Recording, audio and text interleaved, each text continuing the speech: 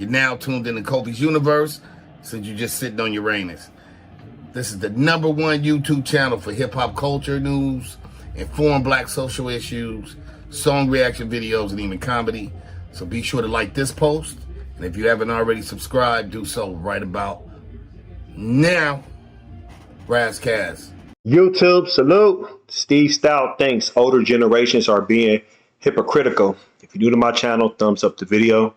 Hit that sub button. Click that bell icon to be notified when I upload new content and go live. So Steve Stoute was on the Joe Budden podcast, and he says that the older generation didn't care about lyrics and hip-hop back in the day.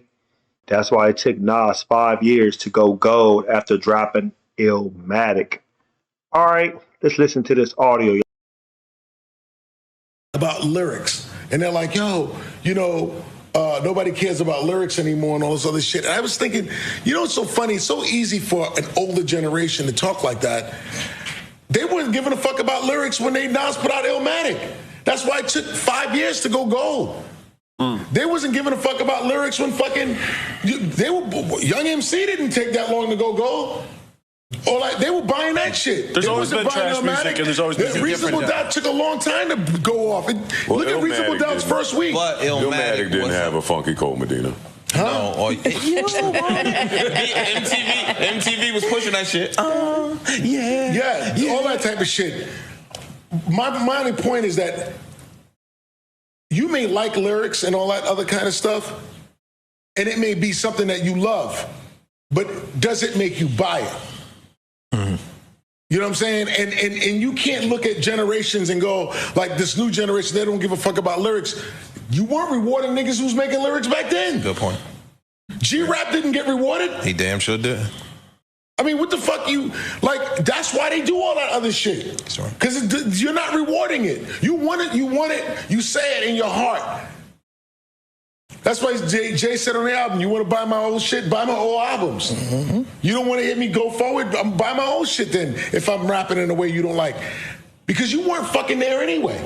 And people have bad memory on that stuff.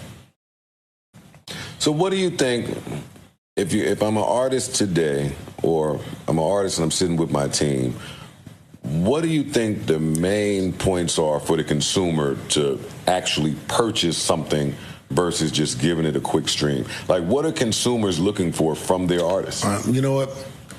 We that deal in which no artist was in the room, right? That 0.00003 cent thing has devalued music, right? It's All right, y'all. So check out the full interview on Joe Budden podcast. It took Nas a long time to go when he dropped Illmatic, and that came out April 19, 1994. He had hit singles.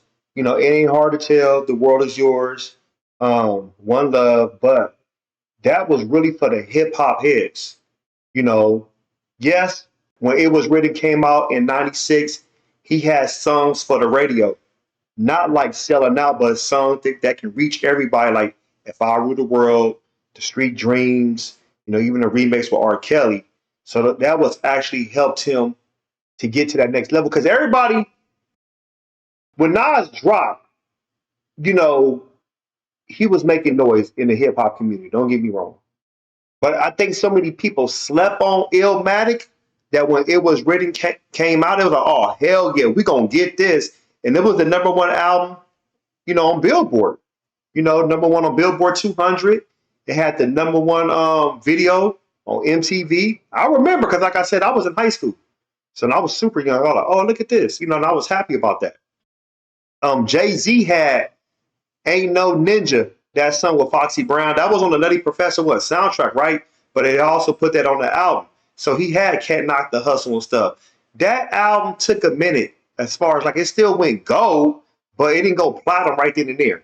Now, when you talk about other artists like G-Rap, one of the greatest lyricists, man, and he didn't go gold like that. Him and DJ Polo, don't get me wrong, and I love G-Rap, but people didn't care. But if you talk about somebody else that had lyrics, look at Redman. Redman went gold. What the album? 92. There's a Dark Side, 94. Muddy Waters, 96. All those albums went gold.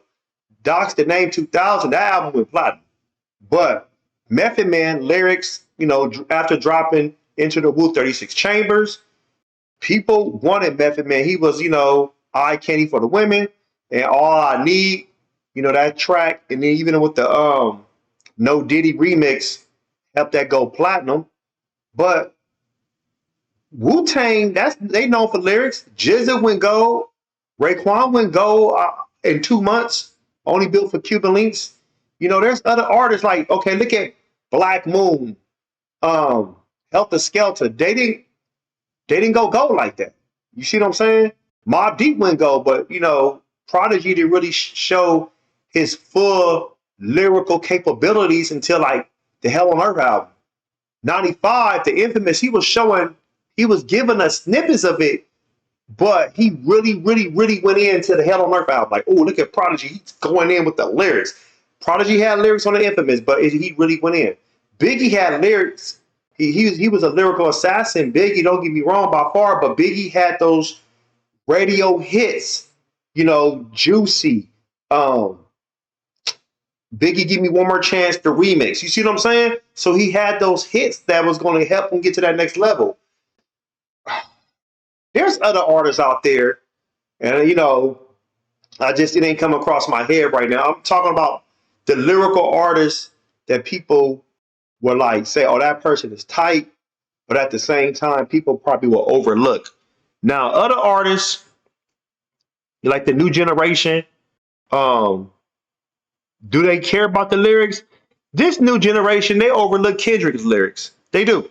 They'll overlook J. Cole's lyrics, Griselda lyrics, Cordae lyrics, Black Thought lyrics. They'll say certain things, but no, they don't really care for to comprehend what the artist is saying. They'll listen to that Percocet, get turned up. They're not trying to understand what's really going on. Even Nipsey, may he rest peacefully. Nipsey was dropping jewels in his records. You see what I'm saying? That shit was going over people's heads. They just wanted to hear the gang banging shit. That's all people care about. People just want the shit to be dumbed down to them.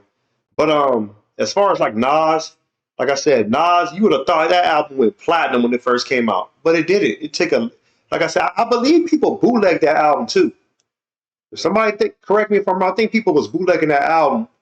That had the problem in Colombia, but when it was really came out, automatically it sold like 300,000 plus its first week, and they ended up going platinum within a year. And I think it's like triple platinum by now, or quadruple platinum. Post your comments below. Hope smash Black Panther the like button, subscribe to my channel.